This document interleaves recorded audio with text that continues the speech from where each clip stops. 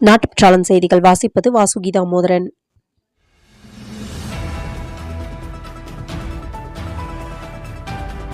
கேரளாவின் கண்ணூரில் பெட்ரோல் பங்கில் போலீஸ் வாகனத்திற்கு பெட்ரோல் நிரப்பியதற்கான பணம் கேட்ட பங்க் ஊழியரை காரேற்றி கொலை செய்ய முயற்சித்த போலீஸ் டிரைவர் சந்தோஷ்குமார் கைது செய்யப்பட்டார்.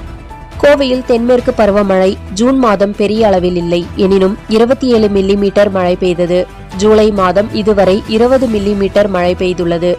வரும் நாட்களிலும் எதிர்பார்க்கப்படுகிறது. செப்டம்பர் மாதம் வரை தென்மேற்கு பருவமழை தொடரும் என தமிழ்நாடு வேளாண்மை பல்கலை காலநிலை ஆராய்ச்சி மைய இயக்குநர் சத்தியமூர்த்தி தெரிவித்தார். திருப்பூர் மாவட்டம் ஷாமலாபுரம் அருள்மிகு வாழைத்தோட்டத்து ஐயன் கோவில் மேல்நிலைப் பள்ளியில் கல்வி வளர்ச்சி நாள் மற்றும் இலக்கிய விழா மற்றும் 10, 11, 12ஆம் வகுப்பு பொதுத் தேர்வில் அதிக மதிப்பெண் பெற்ற மாணவ மாணவிகளுக்கு பரிசு தொகை வழங்கும் விழா என முப்பெரும் விழா 15/7/2024 திங்களன்று நடைபெற்றது. விழாவில் பள்ளி ஆசிரியர்கள், மாணவ மாணவிகள், பிரமுகர்கள் பலர் கலந்து கொண்டு விழாவை சிறப்பித்தனர். நீலகிரி, கூடலூர் பகுதியில் பலத்த காற்றுடன் கனமழை பெய்து வரும் நிலையில் பல இடங்களில் மரங்கள் விழுந்துள்ளதால் மின்சாரம் துண்டிக்கப்பட்டுள்ளது. தாழ்வான பகுதிகளில் வெள்ள நீர் சூழ்ந்துள்ளதால் மக்கள் வீட்டை விட்டு வெளியே செல்ல முடியாமல் தவிப்பு.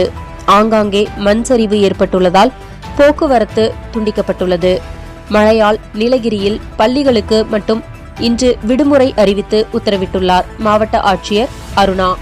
மேட்டுப்பாளையம் பவானி ஆற்றில் வெள்ளப்பெருக்கு. மேற்கு தொடர்ச்சி மலை பகுதிகளில் தொடர்ந்து மழை பெய்து வருவதால் பில்லூர் அணை முழு கொள்ளளவு எட்டியுள்ள நிலையில் பவானி ஆற்றில் வெள்ளப்பெருக்கு.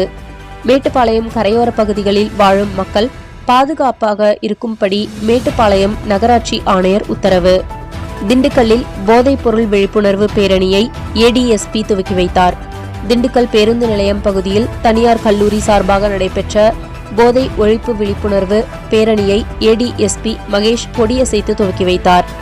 இந்த பேரணி நகரின் முக்கிய வீதிகளின் வழியாக சென்று இறுதியில் திண்டுக்கல் நகர் வடக்கு காவல் நிலையம் அருகே நிறைவு பெற்றது.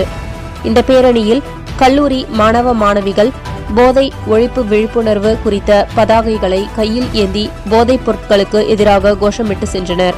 மேட்டுப்பாளையம் ரயில் நிலையத்தில் இருந்து தினமும் கோவை மேட்டுப்பாளையம் இடையே மெமோ ரயில், போத்தனூர் வரையிலும் சென்னைக்கு நீலகிரி எக்ஸ்பிரஸ் ரயில் தினமும் இயக்கப்படுகிறது.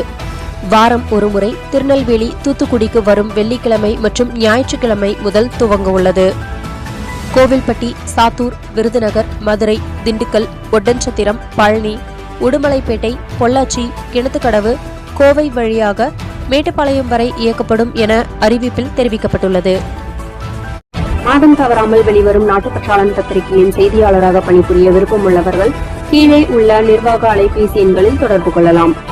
7947789115 மற்றொரு எண் 9944341033. நாட்டுப்பற்றாளன் யூடியூப் சேனலில் விளம்பரம் செய்து பயன்பெறுங்கள். நமது நாட்டுப்பற்றாளன் செய்திகளை அறிந்து கொள்ள யூடியூப் சேனலை சப்ஸ்கிரைப் செய்யுங்கள்.